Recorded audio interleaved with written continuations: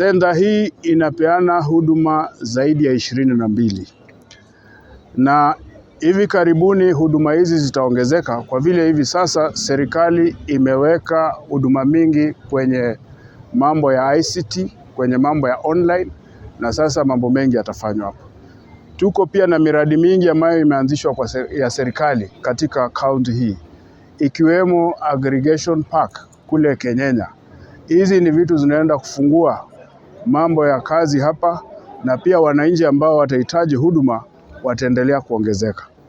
Senda hii inafanya kazi kuanzia saa 1 hadi saa 1 jioni.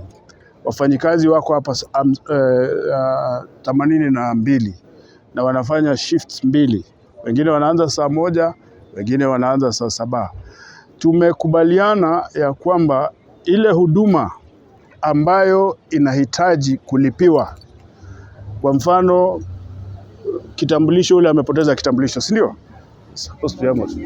Ni shilingi 100. Kuna yule ambaye anataka kuitisha certificate of good conduct, ni shilingi 1,150. Huduma nyingine iko huduma ya NTSA, wanalipa 3,000 kupata ile license.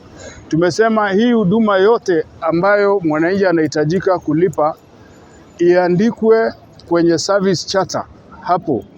Mwananchi kuiandikwe kwa lugha ya Kikisii, kwa lugha ya Kiingereza na kwa lugha ya Kiswahili. Mwananchi akija anajua anahitajika kulipa pesa ngapi, na ile kitu ambayo ameitisha kama ni driving license itachukua siku ngapi kabla hajapokea. Na hii itatusaidia. Tumesema vile vile manager ambaye amesimamia hapa aweze kuweka kwenye display board yake supervisor wale anapanga kila wiki. Hii itasaidia kuimarisha huduma kwa wananchi.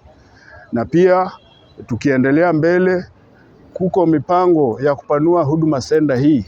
Tayari masuala ya ardhi yameendelea kukamilika, na hivi karibuni serikali itakuwa inapanga jinsi inaweza ikapanua senda hii kwa sababu idadi ya watu imeongezeka. Hii huduma senda Kisii inahudumia watu 700 hadi 1,000 kwa siku, au si watu wachache. Kwa hivyo kuna haja ya kuipanua ili kuhakikisha tunaendelea kuimarisha huduma. Tunajaribu pia kuangalia uwezekano, possibilities ya kufanya huduma hii ifanye masaa 24, but that is work in progress.